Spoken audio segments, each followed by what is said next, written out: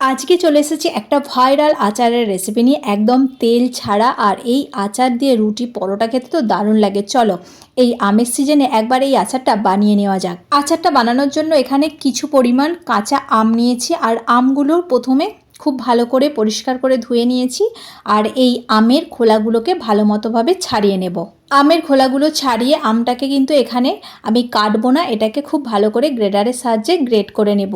এই আচারটা এত অপূর্ব খেতে হয়, এত সুস্বাদু হয়, তা কিন্তু যারা করবে তারাই বুঝতে পারবে।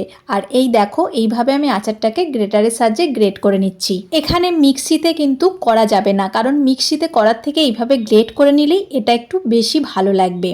আর মিক্সিতে করলে একদম পুরো পেস্ট হয়ে যাবে। যাই হোক, এই যে এইভাবে পুরো আমটাকে একদম গ্রেট করে নিয়েছি। এরপর প্রথমে একটা কড়াই নিয়ে তার মধ্যে এই আমটাকে দিয়ে দেব। এখনও আমি কিন্তু গ্যাসটা জ্বালাইনি। প্রথমে আমটাকে দিয়ে দিলাম পুরোপুরিভাবে, আর তারপর এখানে গুড় দিয়ে দেব। আমি 250 মতো গুড় নিয়েছি, আখের গুড়। এখানে পারলে চিনি দিয়েও কিন্তু করতে পারো, তবে গুড় দিয়ে করলে এর কালারটা অপূর্ব সুন্দর দেখতে হয়। আর তারপর এই যে গ্যাসটাকে অন করে দিয়েছি, আর গুড়টা আস্তে আস্তে গলে যাচ্ছে। এইভাবে অনবরত কিন্তু নাড়তে হবে, না হলে অনেক সময় কড়াইয়ের মধ্যে লেগে যেতে পারে। এদিকে আমটা একটু লো ফ্লেমে আমি নাড়তে থাকবো, আর এদিকে একটা মশলা করে নেব। দেখো, জিরে নিয়েছি, আর দুটো শুকনো লঙ্কা নিলাম, আর নিয়েছি মৌরি আর 5 ফোড়ন। এটাকে একটু ভাজা ভাজা করে নেব। আর এই যে ভাজা হয়ে গেছে, এরপর গুঁড়ো করে নেব। ওদিকে মশলা ভাজা করতে করতে দেখো কত সুন্দরভাবে আচারের কালারটা চেঞ্জ হয়ে গেছে না। আর এটা গুড় দেওয়ার জন্য কিন্তু কালারটা এত সুন্দর এসেছে, চিনি দিলে কিন্তু এতটা লালচে ভাব আসবে না। যাই হোক, এরপর আমি এর মধ্যে লবণ দিয়ে দিচ্ছি স্বাদ মতো, আর দিলাম একটু লঙ্কার গুঁড়ো। আমি শুকনো লঙ্কাকে মিক্সিতে গুঁড়ো করে নিয়েছি, সেই গুঁড়োটা দিয়ে দিলাম। এরপর আঁচটা লো করে দেব একদম, আর এটাকে অনবরত নেড়ে আরও একটু শুকনো শুকনো করে নেব।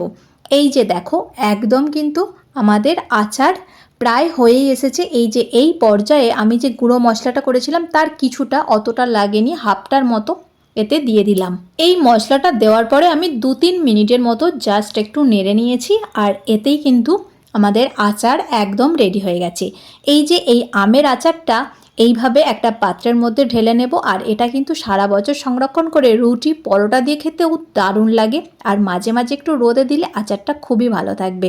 অবশ্যই কিন্তু এইভাবে একবার হলেও আচারটা বানিয়ে দেখতে পারো। আজকের ভিডিওটা কেমন লাগলো তা অবশ্যই জানিও। ভালো লাগলে লাইক কমেন্ট শেয়ার করে পাশে থাকার অনুরোধ রইল। আজ এই পর্যন্ত, আবার ফিরে আসবো অন্য কোনো ভিডিও নিয়ে। টাটা।